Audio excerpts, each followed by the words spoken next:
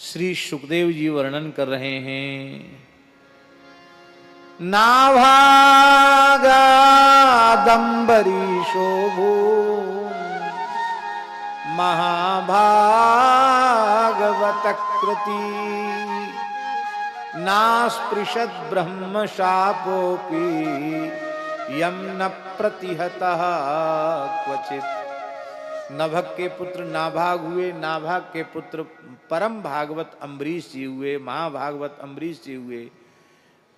दुर्वासा जी का शाप भी इनका अनिष्ट नहीं कर सका। यह सुनकर के परीक्षित को बड़ा आश्चर्य हुआ। महाराज, मैं भी भगवान के भक्तों के वंश में उत्पन्न हुआ हूँ, मुझे भी लोग भगवान का भक्त कहते हैं, पर एक ब्राह्मण कुमार के शाप के कारण मैं अनशन व्रत लेकर आपकी कथा सुन रहा हूँ।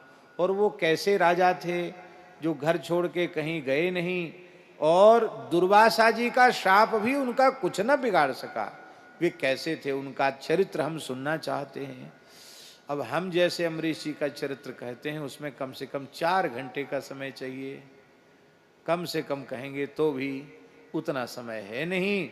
लाला का जन्म होने के लिए तैयारी है, इसलिए संक्षेप में ही चरित्र सुनाएंगे। सप्तद्वीपवती पृथ्वी के एक छत्र सम्राट होते हुए भी, अव्यय लक्ष्मी के स्वामी होते हुए भी अखंड लक्ष्मी उन्हें प्राप्त थी, अतुलित ऐश्वर्य उन्हें प्राप्त था। लेकिन अम्बरीश जी का वैराग्य ऐसा था कि जैसे कोई स्वप्न में कोई पदार्थ देखता है, जगने के बाद उसे मिथ्या समझता है, ऐसी संसार के सारे वैभव को, विलास को उन्होंने स्वप्न की तरह समझ रखा था। आप कहते हैं कि ऐसा वैराग्य उन्हें कैसे प्राप्त हुआ था? बाबा, लिखा है कि अम्बरीश जी को वैराग्य संतों के संग से मिला, कि किसी दुकान पे नहीं मिलता वैराग्य। वैराग्य बहुत ऊंची चीज है। जितने अंश में शरीर संसार से वैराग्य होगा, उतने ही अंश में भगवत चरणार विंद में अनुराग होगा।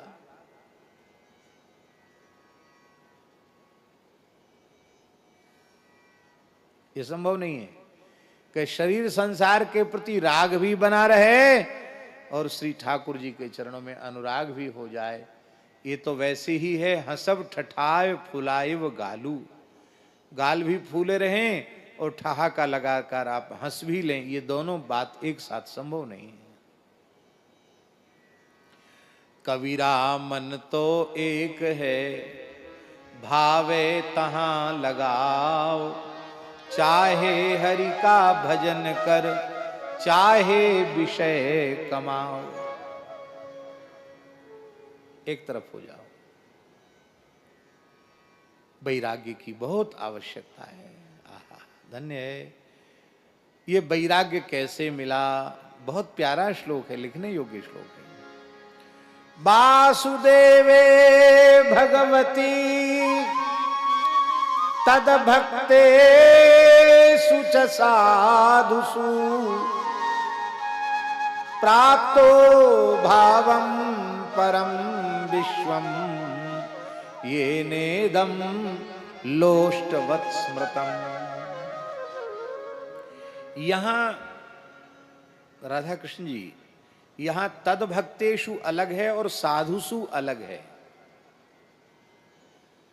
तो साधु शब्द का अर्थ यहां सुखदेव जी ने विरक्त संतों के रूप में किया है, और भक्त शब्द का प्रयोग गृहस्थ वैष्णवों के लिए किया है।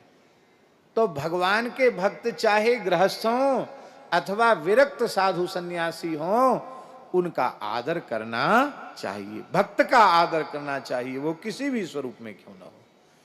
तो भक्तेषु च साधुषु, भक्तों का आदर करके, संग करके, वैराग्यवान संतों का संग करके ऐसा भाव उनको भगवान के चरणों में प्राप्त हो गया कि सारे संसार की संपत्ति मिट्टी के ढेले के समान समझ में आने लग गई। रमा विलास राम अनुरागी, रमा विलास राम अनुरागे, तजत बमन इव नर बड़ भागी, तजत बमन इव नर बड़ भागी। इधर अनुराग होगा तो उधर वैराग्य हो ही जाएगा। गोपियों का श्री कृष्ण चरण में परिपूर्ण अनुराग हो गया तो गोपियां क्या कहती हैं? संत्यज्य सर्व विषयांस्तव पाद मूलम मयिवं विभोरहति भवान गदितुं नृशंसम्। संत्यज्य सर्व विषयांस्तव पाद मूलम भक्ता भजस्व दुर्वग्रहमात्यजास्मान् देवो यथादि पुरुषो भजते मुमुक्षु।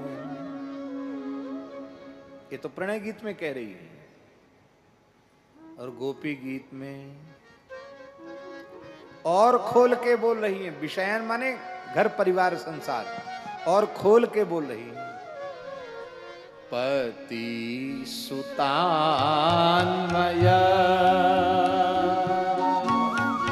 भ्रातृबान्धवा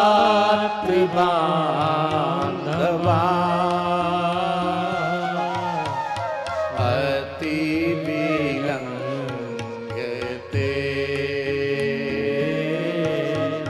त्यच्युता गता गति विदस्तभो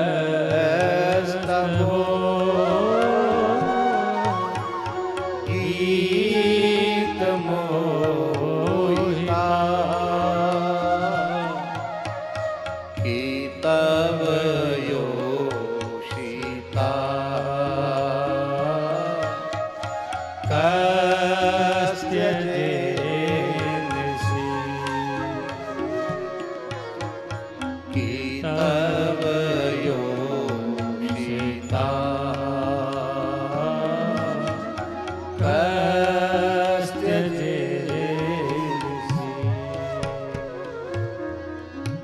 एक बात हम बड़ी विनम्रता पूर्वक निवेदित कर रहे हैं।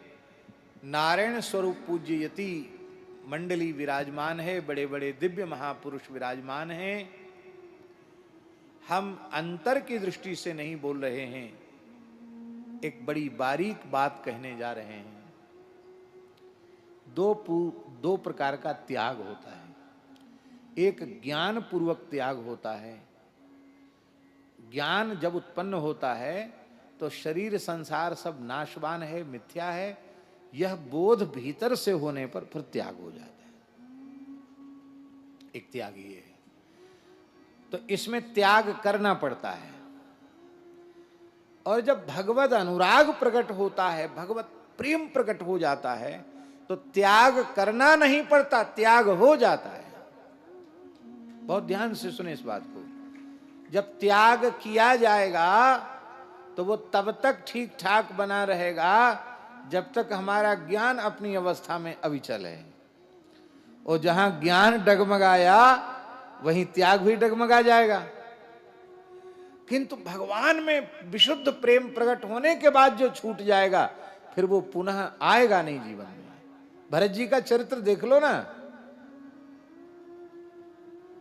सीताराम चरण रति मोरे अनुदिन बणऊ अनुग्रह तोरे। अरथ न धर्म न काम रुचि गति न चहो निर्वाण।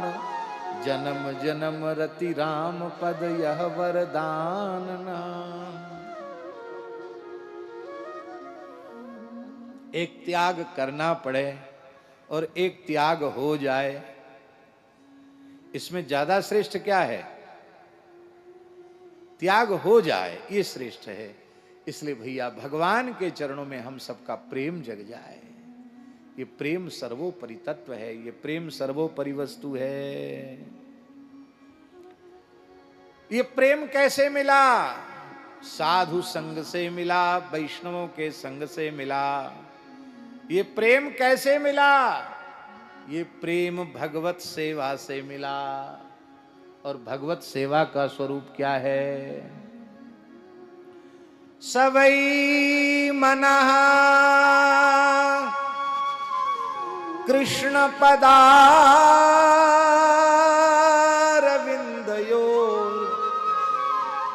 वचांसि वैकुंठ गुणानु वर्णने करौ हरे मंदिर मार्जनादिषु श्रुतिम चकाराच्युत शतकथोदय। परम भागवत श्री अम्बरीश जी महाराज ने निश्चय पूर्वक अपने मन को श्री कृष्ण चरण कमल में अर्पित कर दिया था। देखिए, इंद्रियां कहां प्रवृत्त होती हैं और कहां से निवृत्त होती हैं, इस बात का कभी विचार किया?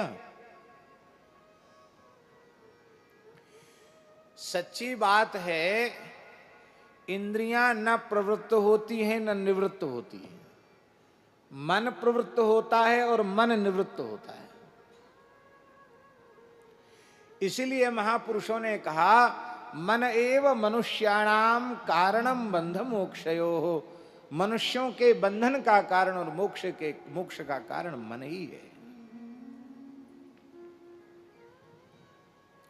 मन जिस इंद्रिय के साथ होता है वह इंद्रिय अपना विषय ग्रहण करती है। मन इंद्रिय के साथ नहीं होगा तो इंद्रिय विषय ग्रहण नहीं करेगी। आपने देखा होगा,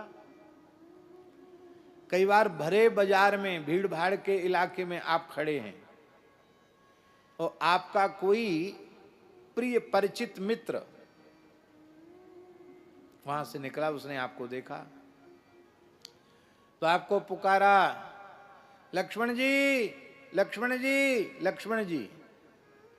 अब लक्ष्मण जी वहीं खड़े हैं। क्यों?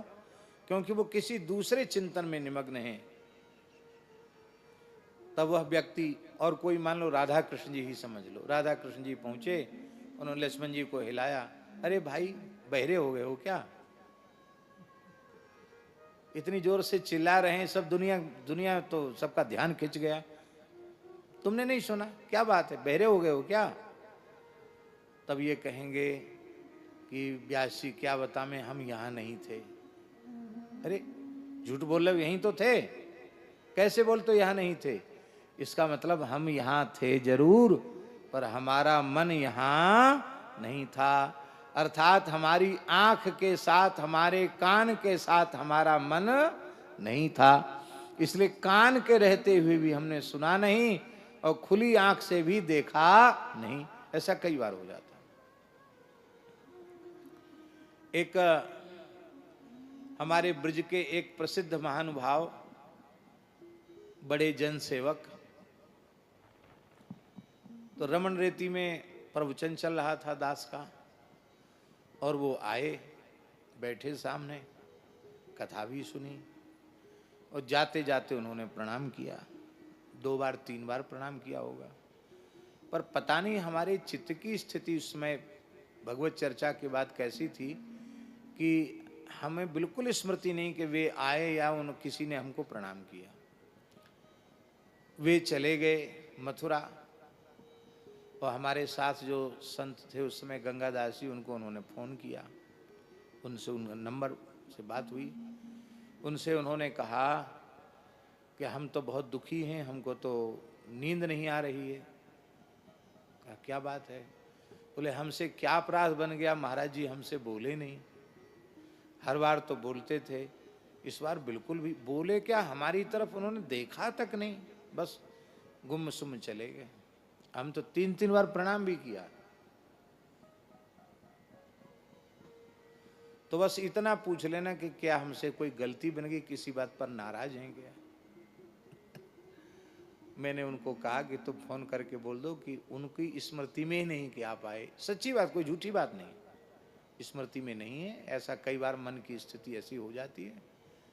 उनको कह देना हम तो नाराज किसी से भी नहीं होता, तुम आपसे क्यों नाराज हो जाएंगे, आप सुखपूर्वक सो। ये क्या है? मन इंद्रिय के साथ नहीं है, तो मन इंद्रिय के साथ नहीं है इसलिए इंद्रिय के रहते हुए भी और विषय का ग्रहण नहीं हुआ।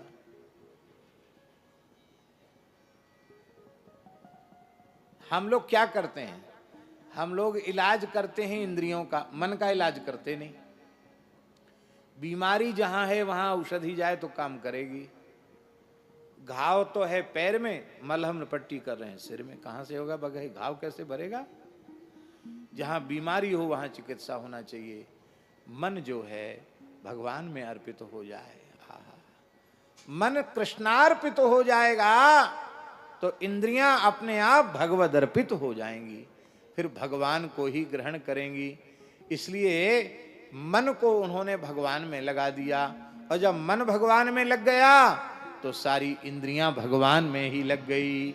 वचांसी वैकुंठ गुणानुवर्णने, वचांसी में बहुवचन है, वचः वचसी बचांसी ऐसे रूप चलते हैं, तो बचांसी में बहुवचन है। इसका अर्थ है कि अम्बरीश महाराज अपनी समस्त वाणियों का प्रयोग भगवान के कीर्तन में करते थे। बचांसी माने वाणियां। आप लोग हैं वाणी भी कई होती हैं, गुना कई होती हैं। कौन कौन होती हैं? वेद का एक मंत्र है, चत्वारि वाक् परिमिता पदानि तानि विदुर्ये ब्राह्मणाः मनीषिणः गुहात्रीणि निहिता नेंगयन्ति तुरीयं वाचो मनुष्या वदन्ति। इस मंत्र का अर्थ क्या है? इस मंत्र का अर्थ है कि चत्वारि वाक्, चार प्रकार की वाणियां होती हैं, परा, पश्यन्ति, मध्यमा और वैखरी। ये चार प्रकार की वाणी होती हैं। तानि विदुहु ये ब्राह्मणाः,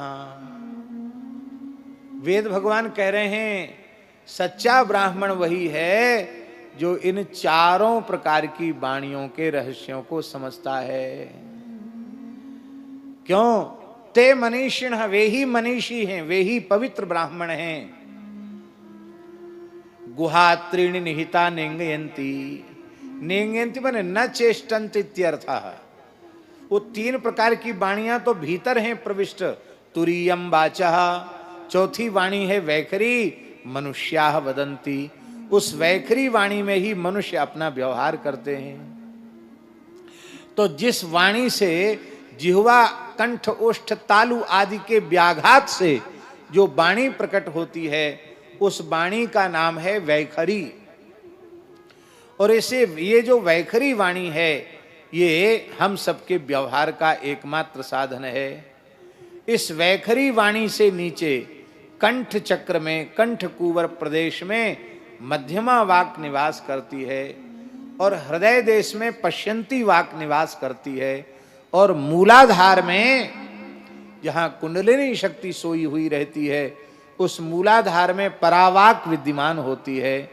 देखिए ये चार जो भेद हैं वो कहने की दृष्टि से भेद हैं, क्योंकि परा ही पश्यंती बनी है, परा ही पश्यंती बनी है, और पश्यंती ही मध्यमा बनी है, और मध्यमा ही वैखरी के रूप में प्रकट हुई है।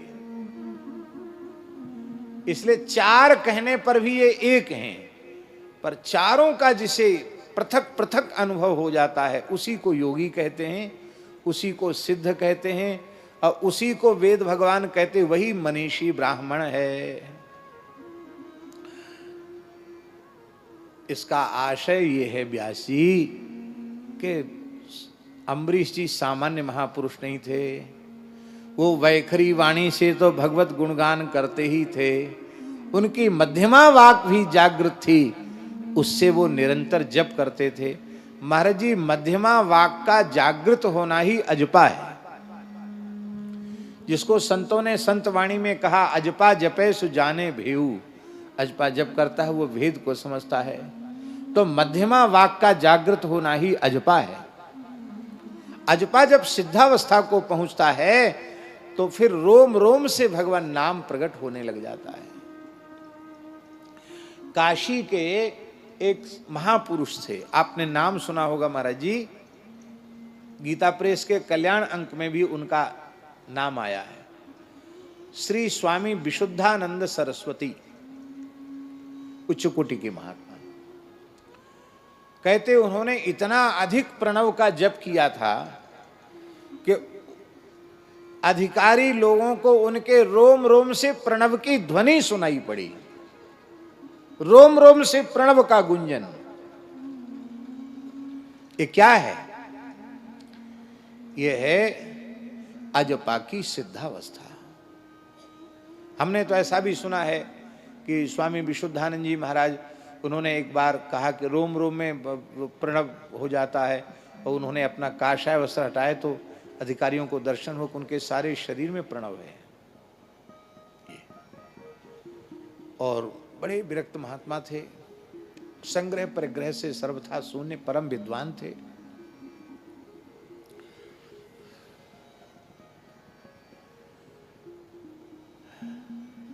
ये जो अहिल्याबाई होलकर का की जो जगह है ना, कुछ काल वहां भी रहे, ऐसी दूसरे के स्थान में रहते थे, अपना कुछ नहीं बनाया उन्होंने।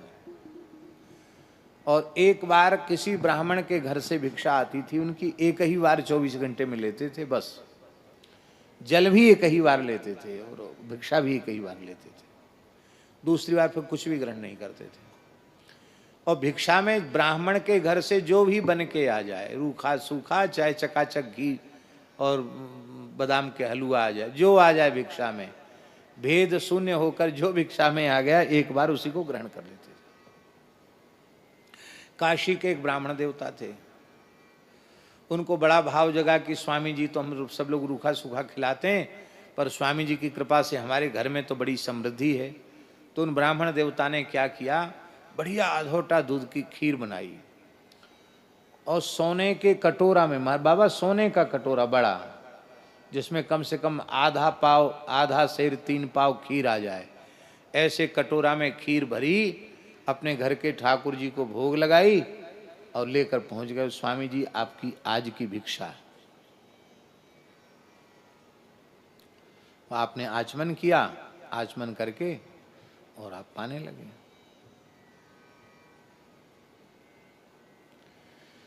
ऐसा नहीं कि हम लोग होते तो कहते कोई बात नहीं, अब कटोरा तो हमने सेवा में ले लिया है, अब हमारे पास ही रहेगा। वो तो उनकी दृष्टि में सोने और मिट्टी में भेद था नहीं, वो ले गया। उसी समय दरभंगा के राजा, तत्कालीन राजाओं का जमाना था, दरभंगा नरेश उनका दर्शन करने आए थे।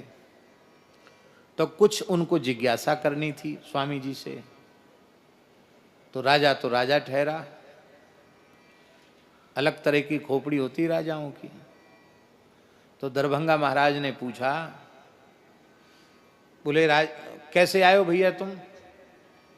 बोले हम कुछ जिज्ञासा लेके आए हैं। तो पूछने तो कुछ और ही आए थे, लेकिन अब एक नया प्रश्न मन में आ गया, उसको हम पूछ रहे हैं। कहा पूछो। कहा सन्यासी का धर्म क्या है?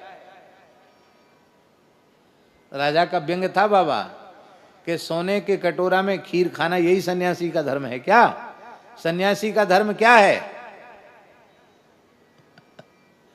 एक ब्रह्मचारी उनसे वेदांत पढ़ता था, तो स्वामी जी बोले, ए ब्रह्मचारी, हाँ स्वामी जी बोले, इस मूर्ख को कान पकड़ के यहां से निकाल दो। इस मूर्ख का कान पकड़ के यहां से निकाल दो उसको। राजा को कोई ऐसा बोल सकता? राजाओं का जमाना था महाराज।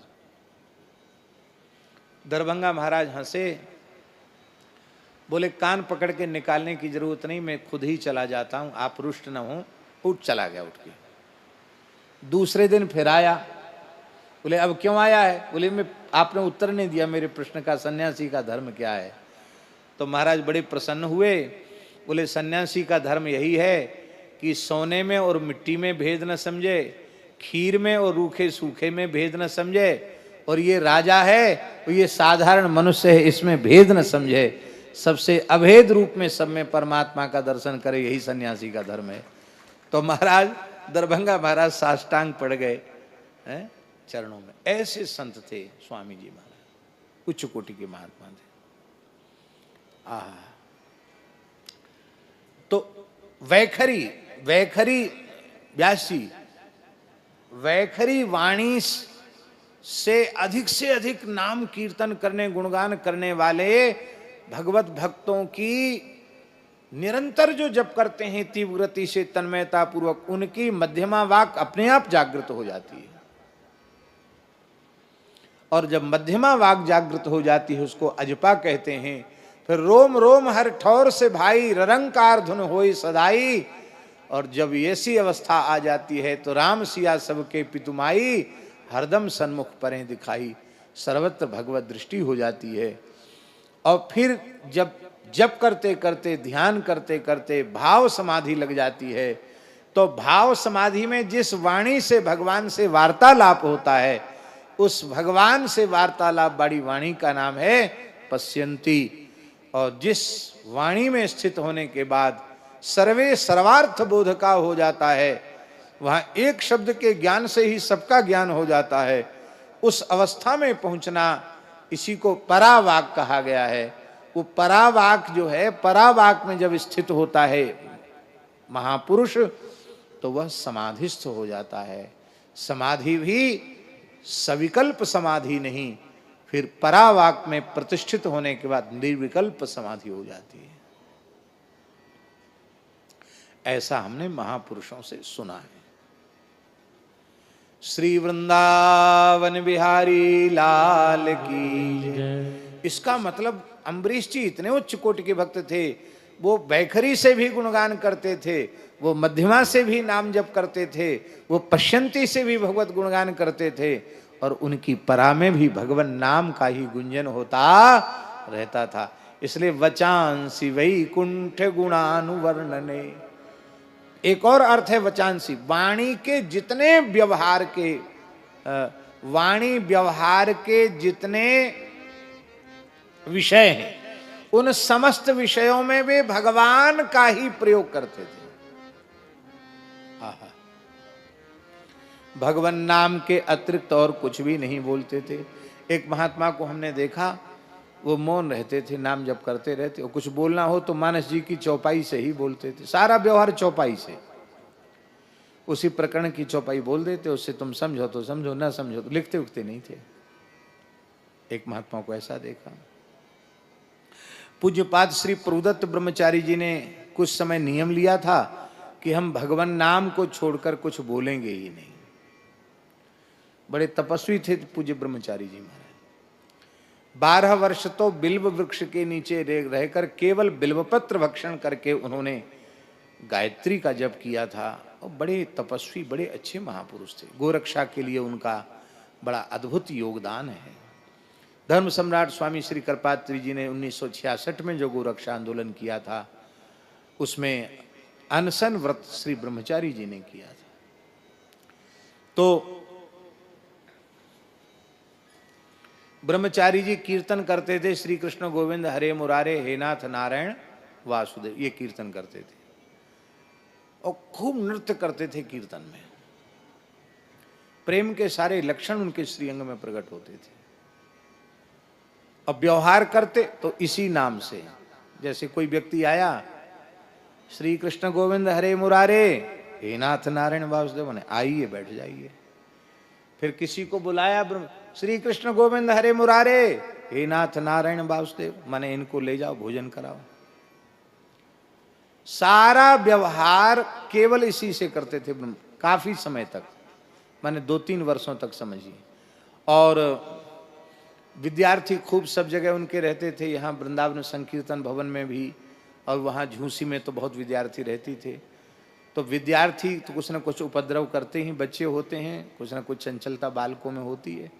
तो कोई शिकायत लेके आता बालकों की कि महाराज जी आप कुछ कह दीजिए, तो कहते श्री कृष्ण गोविंद हरे मुरारे हे नाथ नारायण वासुदेव, ये भी कह देते कि ठीक से रहो नहीं तो हे नाथ नारायण वासुदेव होगा।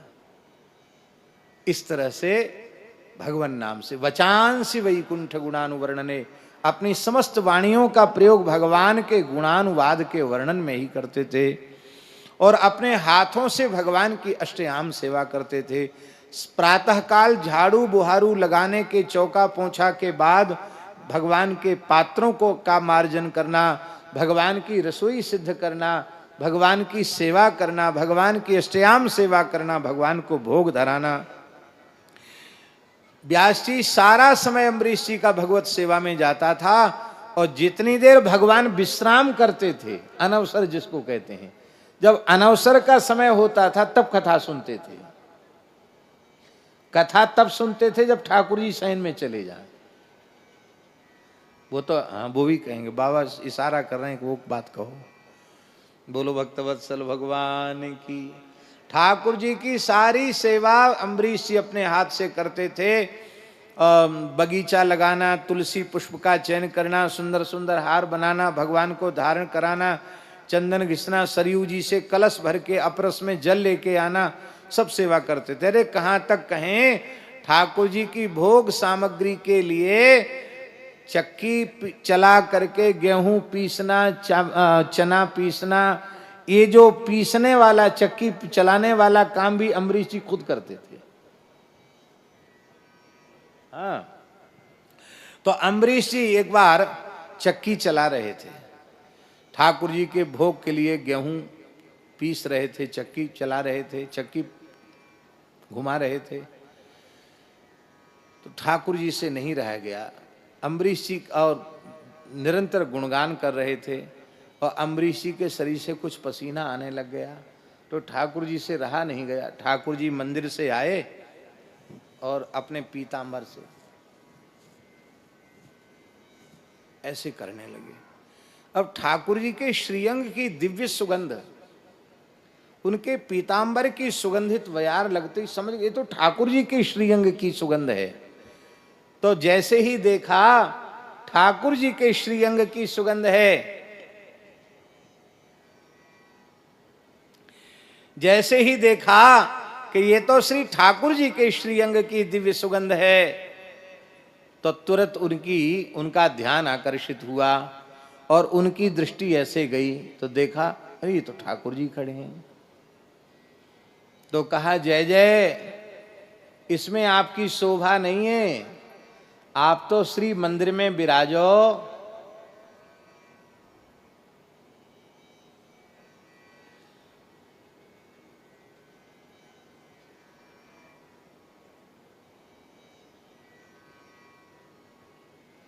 आप तो मंदिर में विराज करके केवल सेवा लो। ठाकुर जी बोले आप कहते हो कि आपकी इसमें शोभा नहीं है, तो आप भी तो चक्रवर्ती सम्राट हैं, ये चक्की पीसने में आपकी भी शोभा नहीं है। हैं?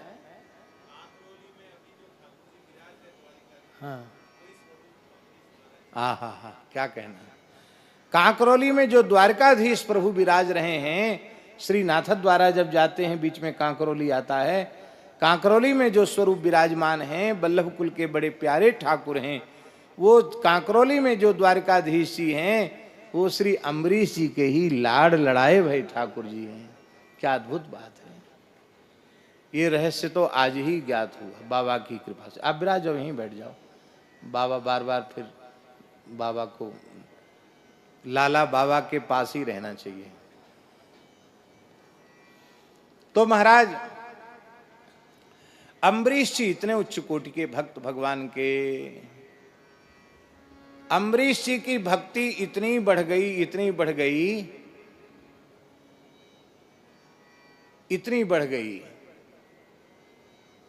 कि क्या कहना, उसका कोई ठिकाना नहीं। इतनी भक्ति अम्बरीश जी महाराज की बढ़ गई, तीनों लोकों में उनकी भक्ति प्रसिद्ध हो गई।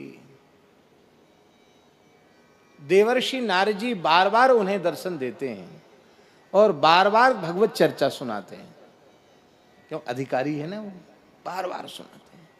ऐसा रसिक प्रेमी श्रोता कहाँ मिलेगा। एक दिन नारद जी ने बड़ी लीला रची। श्री नारद जी, वीणा तो उनके हाथ में रहती ही है, उनकी बगल में एक रजिस्टर और था, एक बही थी। तो अम्बरीश जी को बड़ा आश्चर्य हुआ, बोले जय जय गुरु जी, ये बही आज क्यों आपके हाथ में। अरे बोले ऐसा ही है, आज वैकुंठ गए थे तो भगवान को देखा कि बही को उलट पलट कर रहे हैं। तो हमने पूछा, जय जय प्रभु, ये काय की बही है? बोले, जो भक्त भगवान की शरण ग्रहण करके भक्ति आरंभ कर देते हैं उनका नाम इस बही में लिख जाता है। तो भगवान देख रहे थे कितने भक्त हमारी भक्ति कर रहे हैं, उनका नाम देख रहे थे भगवान। तो हमने कहा हम भी थोड़ा देखें, तो हम ले आए भगवान से मांग के। अम्बरीश जी ने कहा, गुरुजी आपकी दया हो जाए तो मैं हूँ देख लूँ थोड़ी। हाँ देख लो।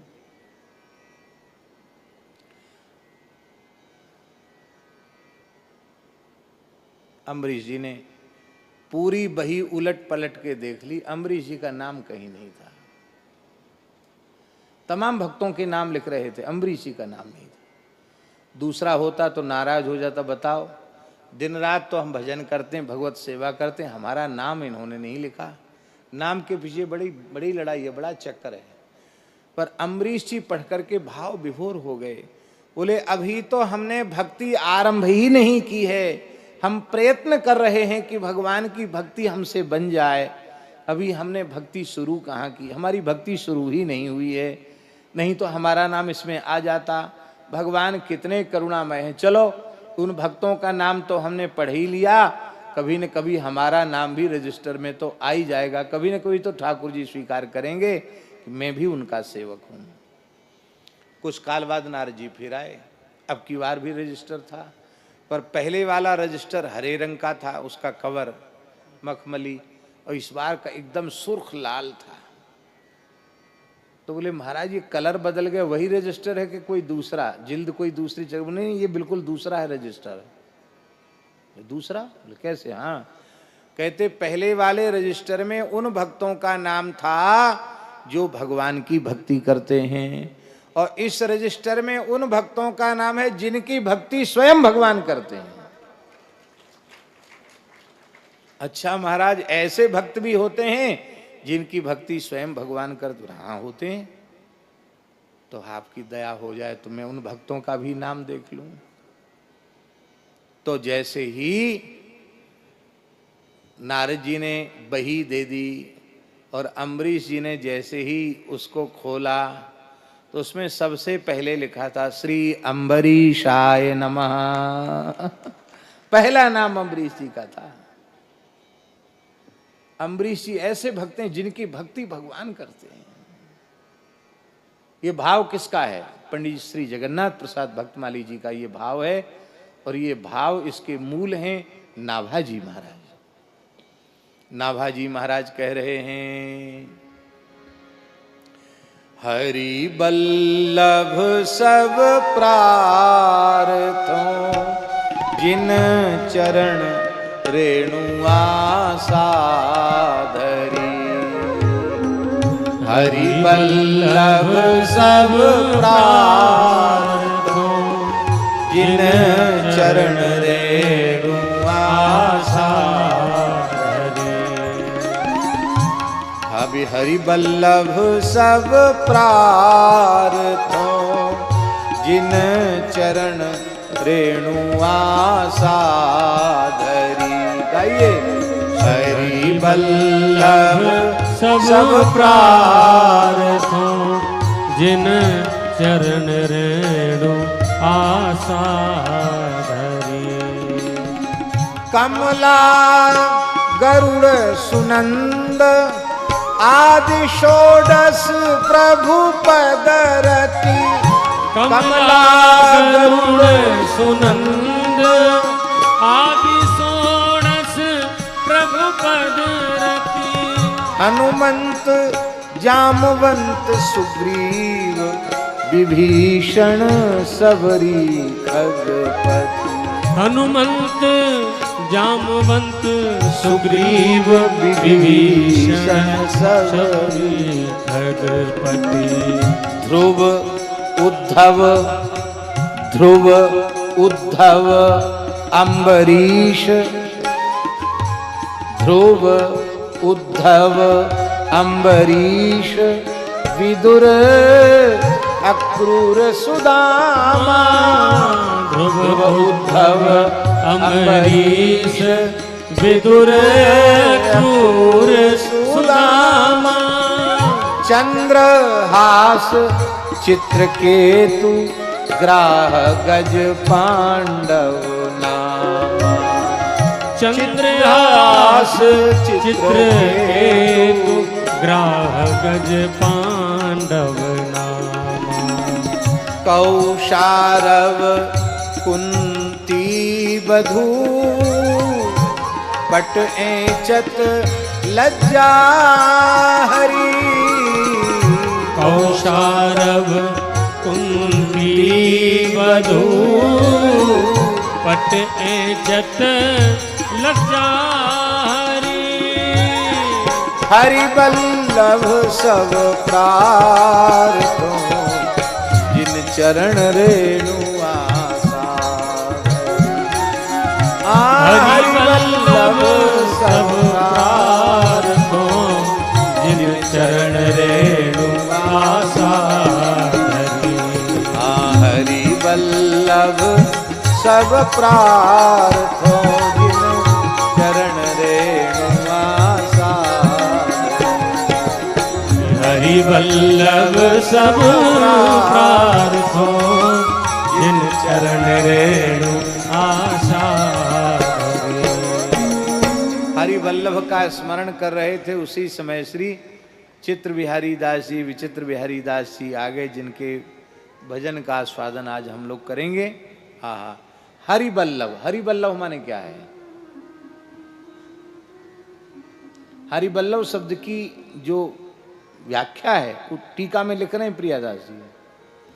हरि के जे वल्लभ हैं दुर्लभ भुवन माझ।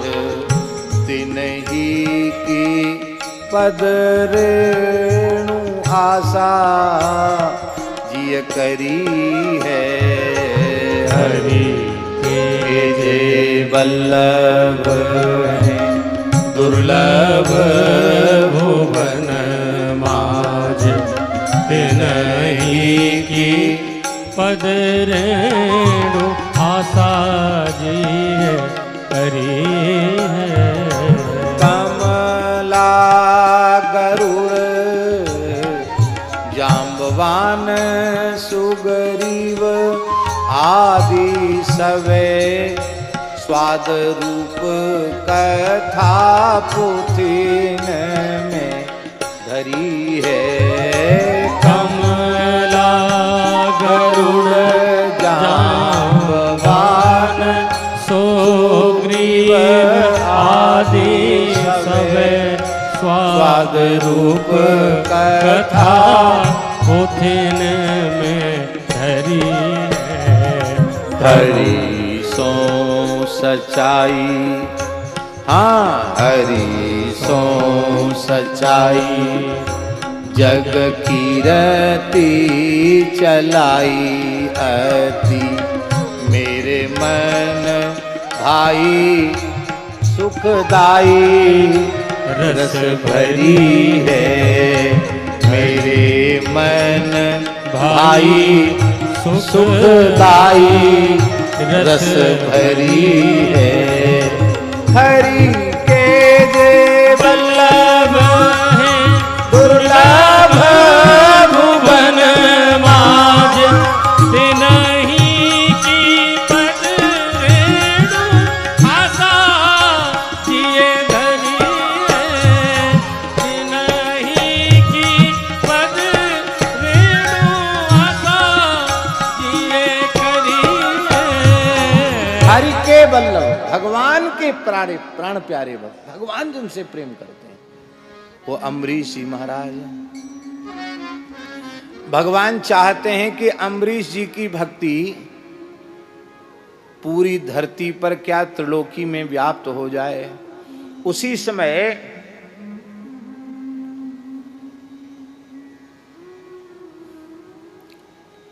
एक राजकन्या जिसका नाम सुबुद्धुनी था,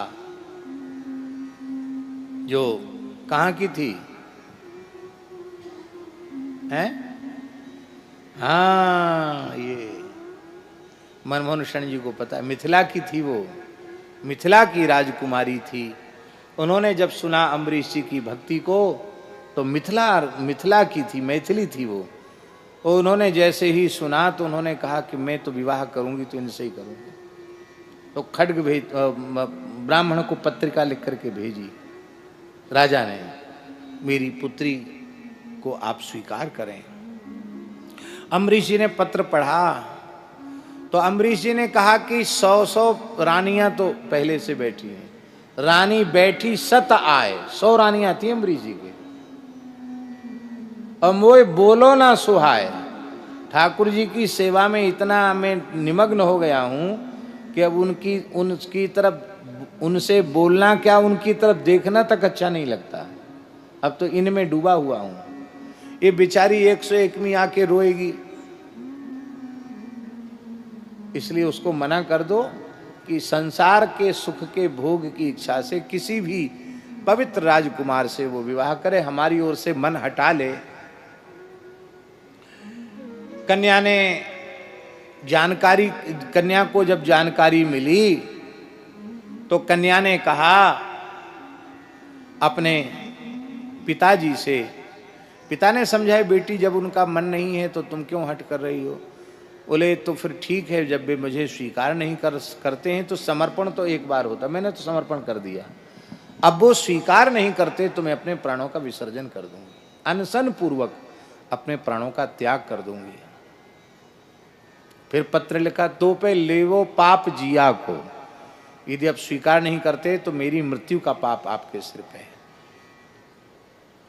तो राजा ने देखा कि कोई गलती न बने, ऐसा भाव है तो स्वीकार करो, पर विवाह करने नहीं गए, अपना खड्ग भेज दिया। बोले यासों फेरा फेर लीजिए, इसी खड्ग से पाणी ग्रहण हो जाएगा, क्योंकि मैं भगवत सेवा छोड़कर नहीं जा सकता।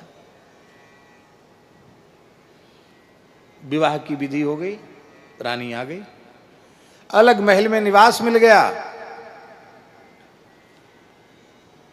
अलग महल में निवास मिल गया। लेकिन रानी को अब तक महाराज का दर्शन तक नहीं हुआ, बड़ी दुखी रहती, उनका दर्शन क्यों नहीं हुआ। पूछा महाराज, बोले वो बाहर निकलती नहीं, वो तो अष्टयाम सेवा में रहते हैं और संतों के साथ उनका सत्संग होता रहता है। हाँ, वो निकलते बाहर कब हैं, रात्रि में ठाकुर जी को शयन कराने के बाद, अर्धरात्रि के बाद निकलते हैं और सीधे सरयू किनारे चले जाते हैं, वहीं बैठकर भजन करते हैं। ब्रह्मवेला आ जाती है तो स्नान करके अपरस में भगवान की सेवा के लिए कलश में, स्वर्ण कलश में जल भर के सरयू जी का लाते हैं भगवान की सेवा के लिए, फिर मंदिर में चले जाते, बाहर निकलते नहीं। आप लोग कहेंगे चक्रवर्ती सम्राट थे, फिर उनकी व्यवस्था का संपादन कैसे होता था।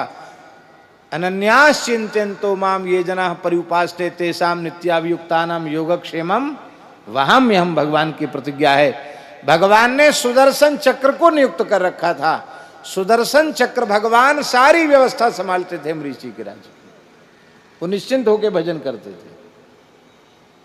आप भी अम्बरीश जी के जैसे भजन करो तो आपकी व्यवस्था भी भगवान संभालने के लिए तैयार खड़े हैं, पर भगवान पर भरोसा कहां है। बोलो भक्तवत्सल भगवान की जय। ये अम्बरीश जी की महिमा महाराज। रानी ने कहा ठीक है, अब पता चल गया कि वो अमुक समय पे जाते हैं सरयू जी, उसी समय हम मंदिर में प्रवेश करके कुछ न कुछ तो सेवा करें।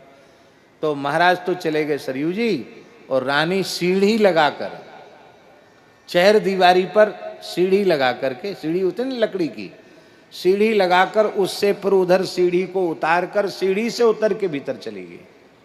बाहर से तो बंद है मंदिर, अब भीतर बाहर की सारी सेवा, सोहनी सेवा, झाड़ू लगाना, फिर पोछा लगाना, बहुत कुछ सुंदर।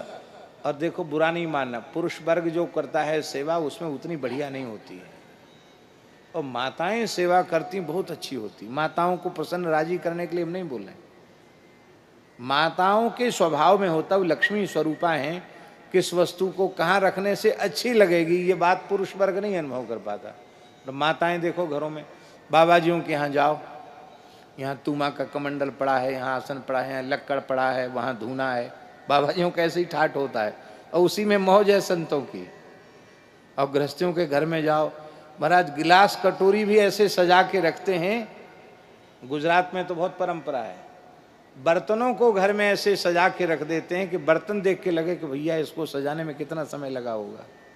इस ढंग से बर्तन सजाते हैं, माताओं का काम होता है। तो इतनी सुंदर सेवा कर दी कि लौट के जब आए अम्बरीश जी, उन्होंने देखा कि अरे आज तो बहुत बढ़िया, सफाई भी बहुत अच्छी है और सजावट बहुत अच्छी है। इतनी अच्छी सजावट कैसे हो गई?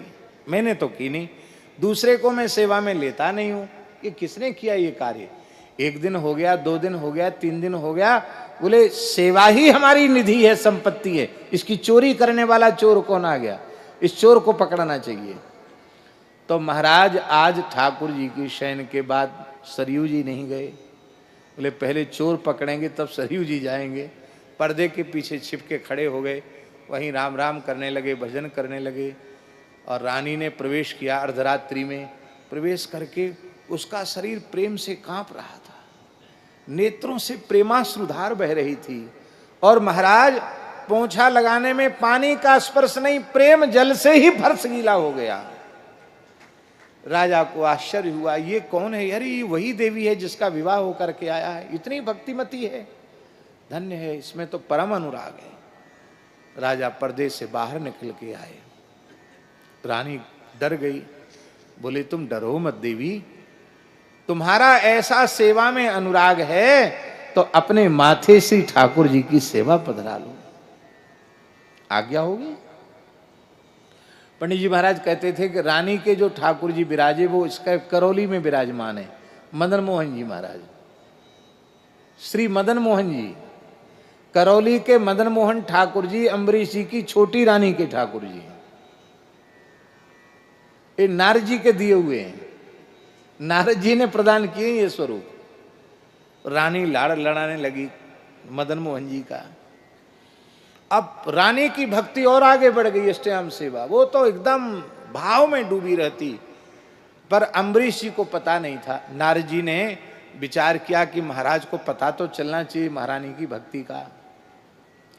तो नारद जी पधारे, छोटी रानी के यहाँ ठाकुर जी का, मदन मोहन जी का दर्शन किया, और फिर अम्बरीश जी के ठाकुर द्वारकाधीश जी का दर्शन किया।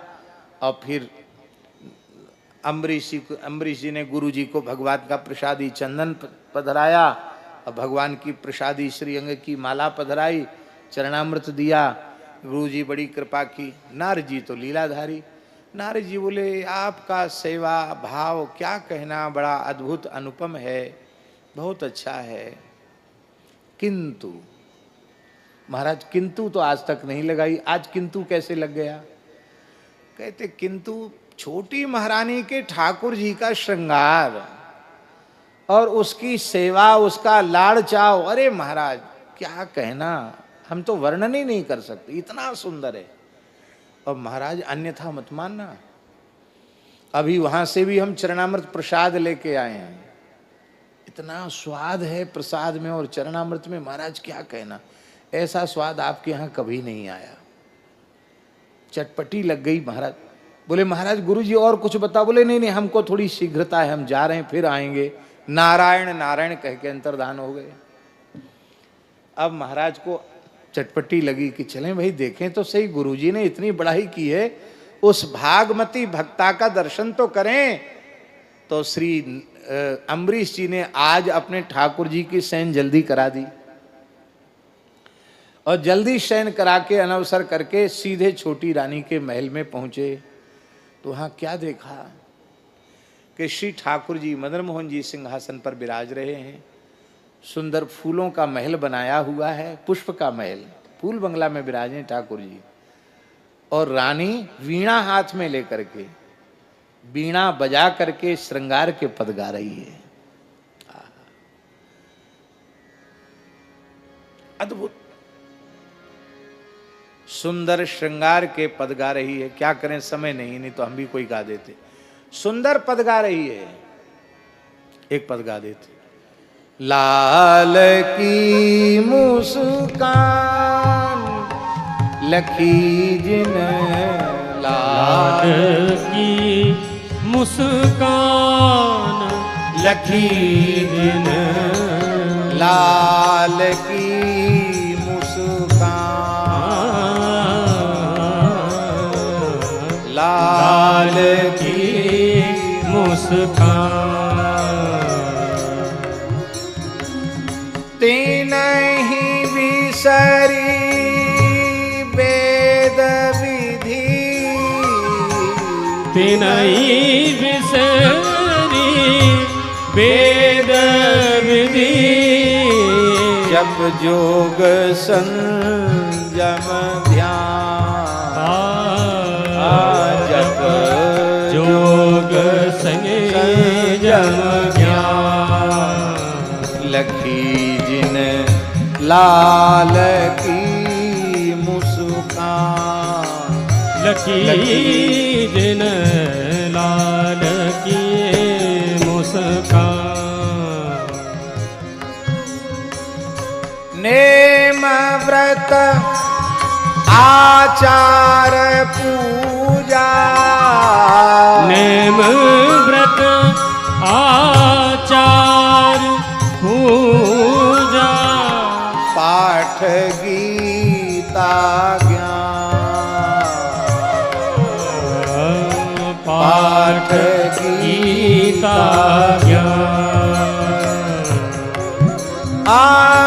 रसिक भगवत दृगदयी असी, रसिक भगवत दृगदयी असी। ऐची के मुख म्यान, लखी जिन ऐच के मुख म्यान। लखी जिन लाल की मुस्कान, लखी जिन लाल की मुस्कान। लखी जिन लाल की मुस्कान।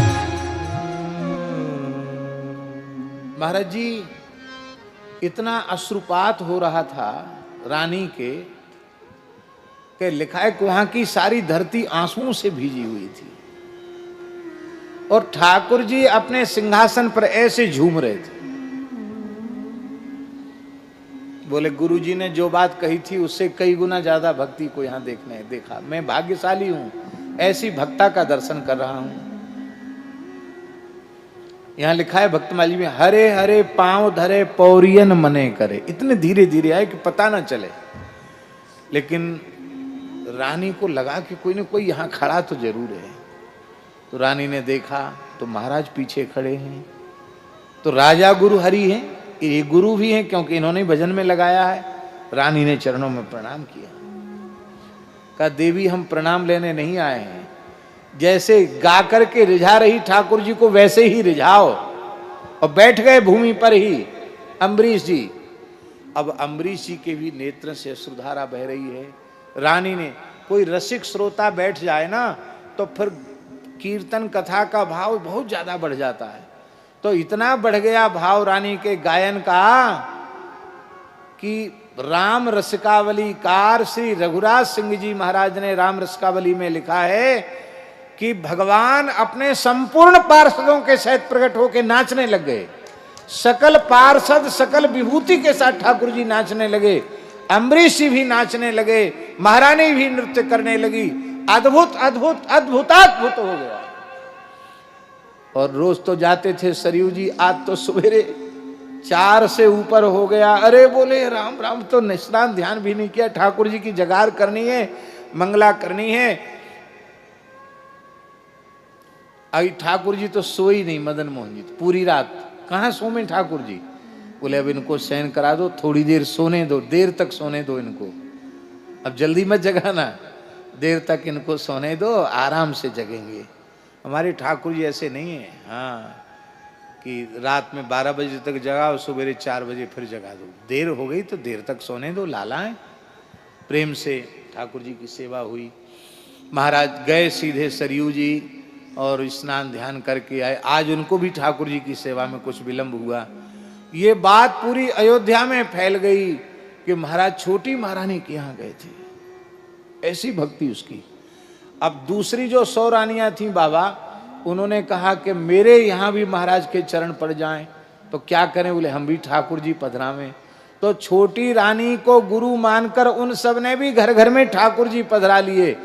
अब सबके घर में नारद जी कभी किसी के यहाँ जाएं, कभी किसी के यहाँ जाएं, अम्बरीश जी कभी कहीं जाकर दर्शन करें, कभी कहीं जाकर दर्शन करें। 100 रानियां अपने जैसी बना दी छोटी रानी ने, सुबुधनी ने।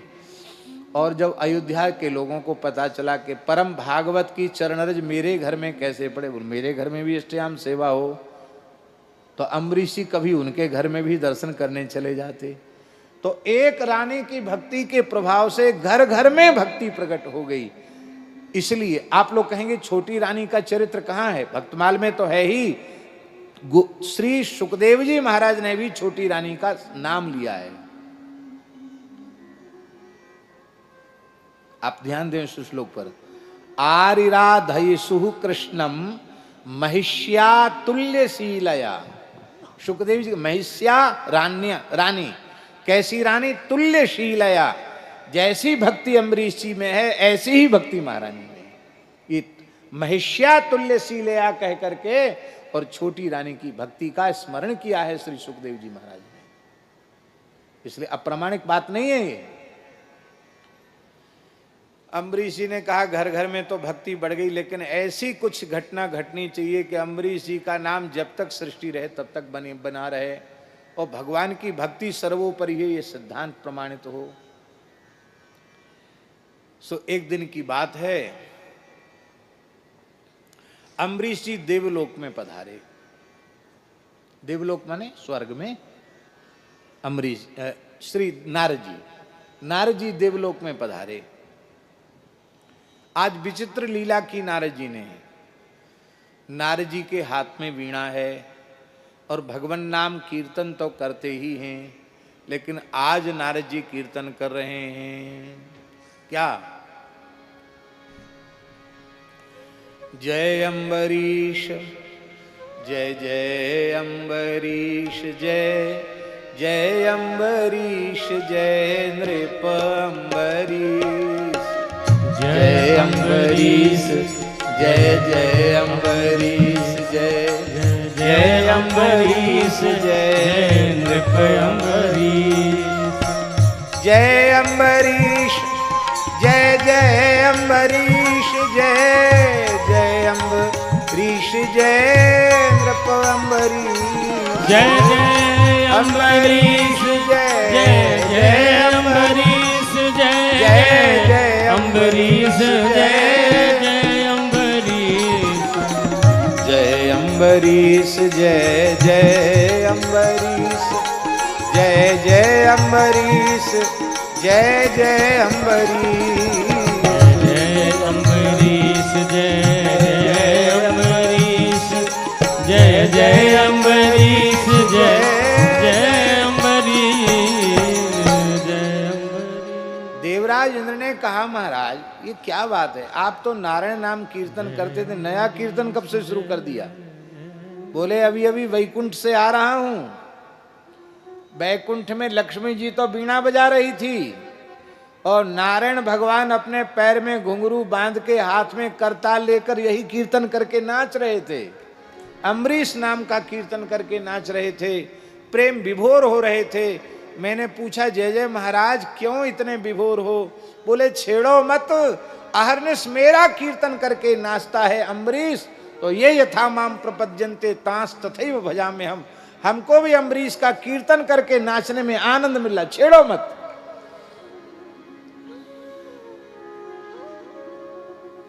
कैसा है हम भूल रहे हैं? तेहि भज तुलसीदास। कैसा है? हैं? हाँ, सबई कहावत राम के सबई राम की आस, और राम कहें जेहि आपनो तेहि भज तुलसी दास। उसको भजो। अब तो हमने भी सोचा जब ठाकुर जी ही यही कीर्तन करते तो हम भी वही करेंगे।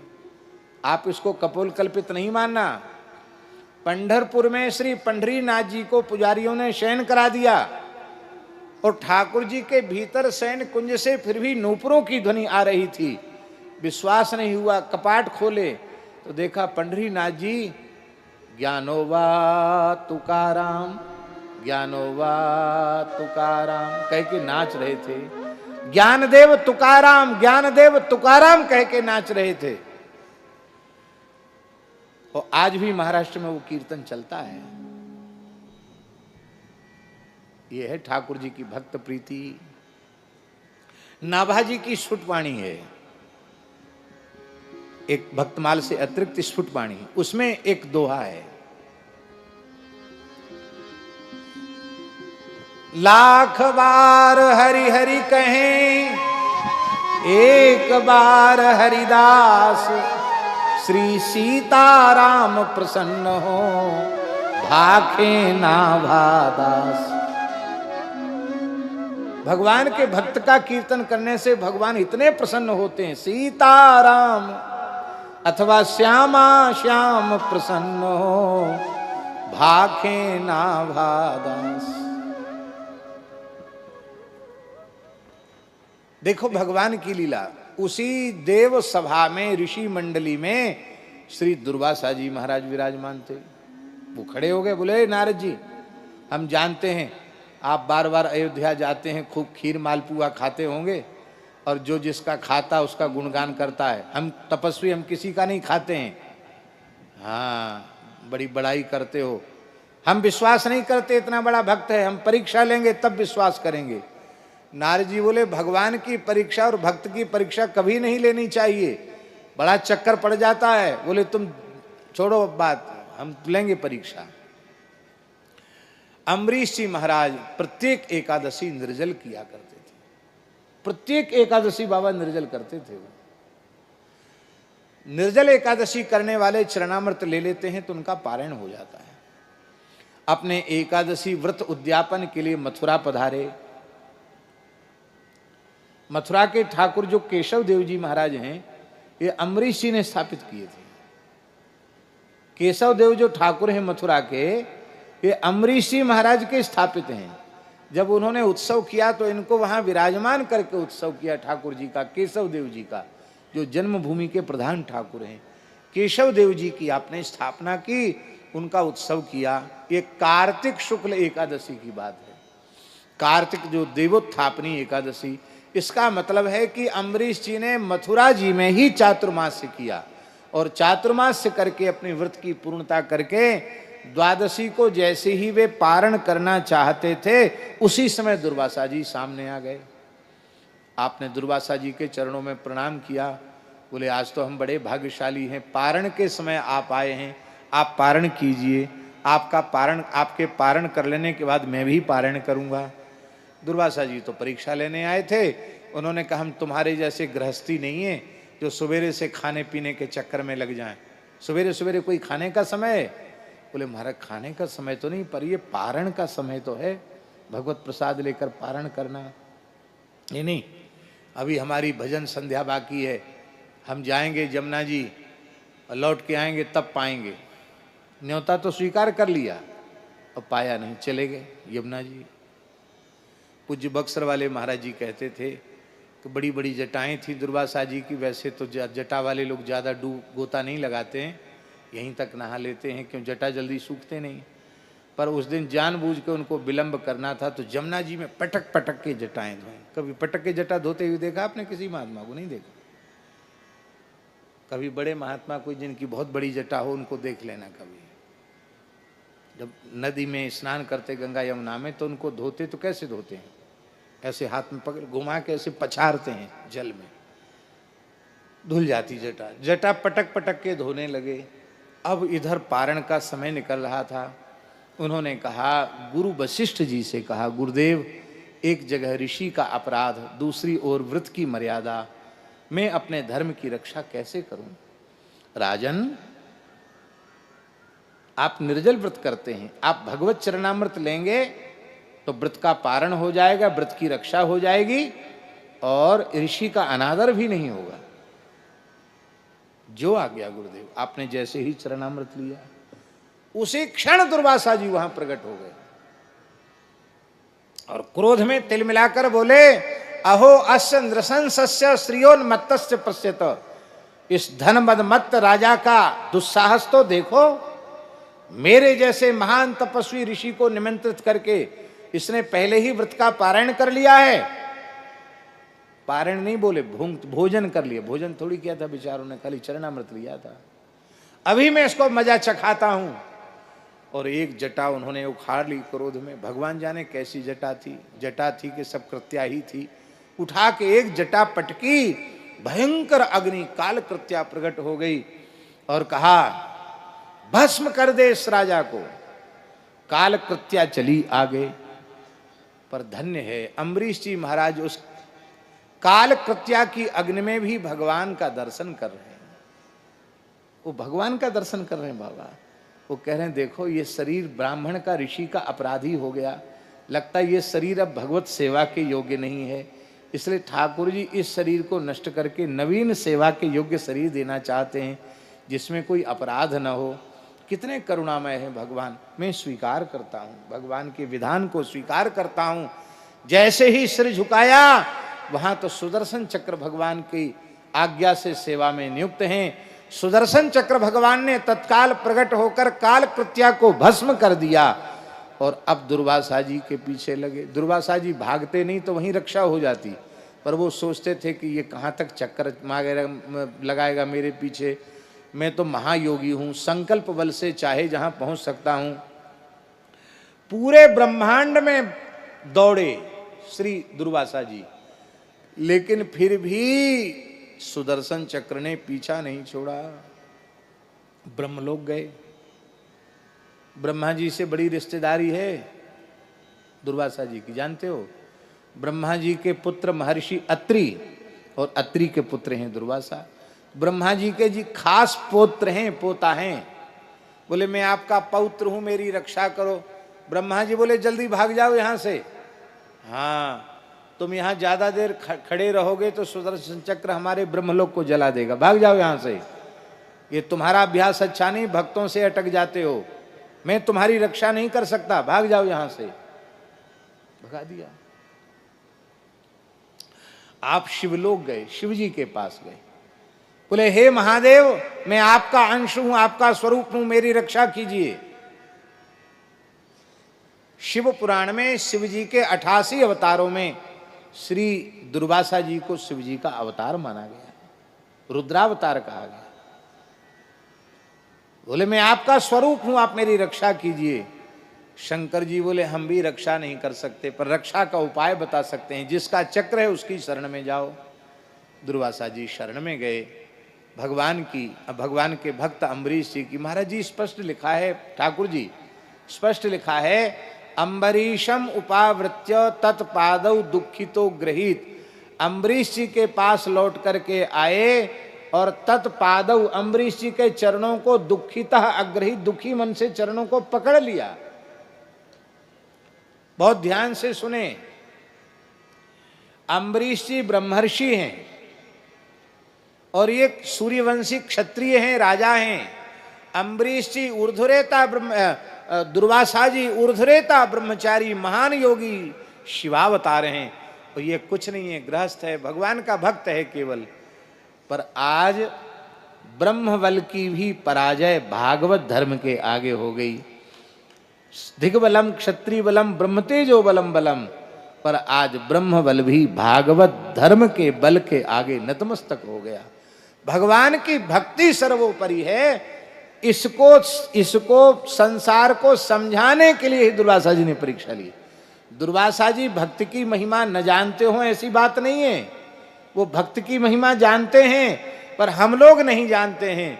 तो दुर्वासा जी ने ये बोध कराया कि ब्रह्मबल के आगे भगवान भी झुक जाते हैं, सबसे आगे ब्रह्मबल है, पर ब्रह्मबल भी भागवत धर्म के आगे घुटने टेक देता है। भागवत धर्म से बड़ी इस ब्रह्मांड में दूसरी कोई वस्तु नहीं है। 1 वर्ष लगा था दुर्वासा जी को भागने दौड़ने में, और 1 वर्ष तक महाराज जी दुर्वासा जी अम्बरीश जी ने कुछ भी नहीं ग्रहण किया। 1 वर्ष तक केवल चरणामृत ही ठाकुर जी का लेते रहे और कुछ भी आहार नहीं लिया। ऋषि को पवा करके तब पाऊंगा। बोले महाराज सुदर्शन चक्र की ज्वाला शांत करो। सुदर्शन चक्र की स्तुति की है, सुदर्शन चक्र शांत नहीं हो रहे थे। तब कहा कि यदि भगवान के प्रति मेरा अणुमात्र भी प्रेम हो और सभी प्राणियों में मैं भगवान का दर्शन करता हूं तो आज भगवान कृपा करें। आहा, सभी प्राणियों में मैं भगवान का दर्शन करता हूं, यह मेरी निष्ठा सत्य हो तो सुदर्शन चक्र शांत हो जाएं। भगवान की भक्ति की आन रखते ही सुदर्शन चक्र शांत हो गए। अब तो दुर्वासा जी ने भुजाएं उठा करके कहा, अहो अनंत दासानाम महत्वम दृष्ट मध्य में कृतागसोपि यद्राजन मंगलानि समीयसे। आज भगवान अनंत के भक्तों की अनंत महिमा हमने समझी। मैंने अपराध किया और आप हमारे मंगल का चिंतन कर रहे हैं। आप मंगल का चिंतन न करते तो ये सुदर्शन चक्र पता नहीं कब का जलाकर भस्म कर देते। आपने मेरे मंगल का चिंतन किया इसलिए मेरी रक्षा हुई। अम्बरीश जी ने उनके चरण धोए, चरणामृत लिया, उनको प्रसाद पवाया। इसके बाद प्रसाद लिया उन्होंने 1 वर्ष के बाद। ऐसी भक्ति थी अम्बरीश जी की। महाराज जी सुखदेव जी कह रहे हैं कि अम्बरीश जी की भक्ति का जो श्रवण करता है भक्तो भगवतो भवेत, वो भगवान का भक्त हो जाता है। इसका तात्पर्य क्या है व्यासी? इसका तात्पर्य है कि अम्बरीश जी का चरित्र सुनकर जो भगवत भक्त नहीं हुआ उसे मनुष्य कहलाने का अधिकार नहीं है।